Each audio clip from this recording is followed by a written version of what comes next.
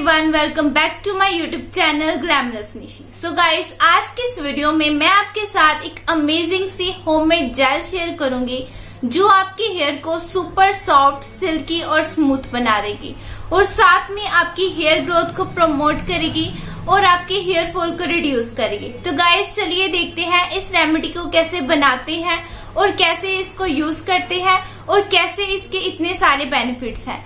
तो गाइस, अगर आपने मेरे चैनल को सब्सक्राइब नहीं किया है, सबसे पहले आप मेरे चैनल को सब्सक्राइब करें ताकि आप मेरी न्यू वीडियोस जो है वो देख सकें। तो गाइस, आज के इस वीडियो को स्टार्ट करते हैं। Let's get started. Guys, gel बनाने के लिए हमें सबसे पहले चाहिए फ्लैक्स सीड्स, जिसको हिंदी में अलसी कहते हैं।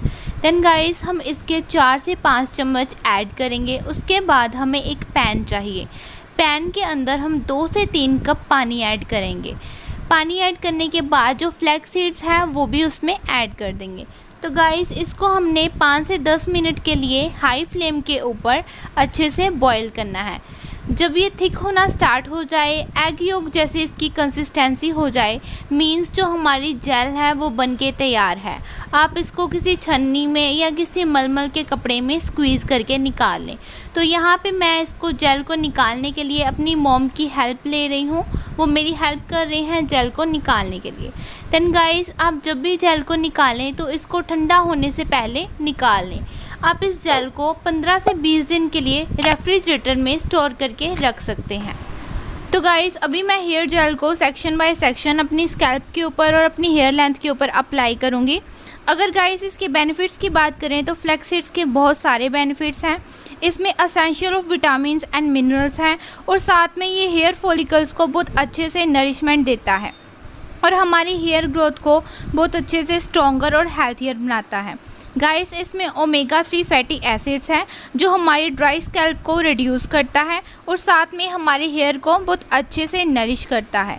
ये हमारी इलास्टिसिटी को इंक्रीज़ करता है और जो हेयर ब्रेकेज की प्रॉब्लम है उसको लेस करता है।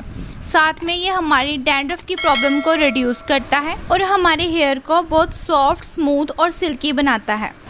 देन गाइस, जेल अप्लाई करने के बाद आप अपने हेयर को अच्छे से टाई कर लें और इसको फुली ड्राई होने के लिए छोड़ दें। देन इसको किसी भी माइल्ड शैम्पू की हेल्प से हेयर को वॉश कर लें। सो गाइस, अभी मैंने हेयर वॉश कर लिए हैं पर मैंने कोई भी कंडीशनर अप्लाई नहीं किया, ये चेक करने के लिए कि हमारे हेयर इस जेल को अप्लाई करने के बाद कितने सॉफ्ट और स्मूथ होते। तो गाइस, अभी मैं अपने हेयर को नेचुरल ड्राई होने के लिए छोड़ दूंगी। मैं कोई भी ड्रायर या स्ट्रेटनर यूज़ नहीं करूंगी। तो अभी मैं अपने हेयर को नेचुरल ड्राई करके आपके साथ मिलती हूँ।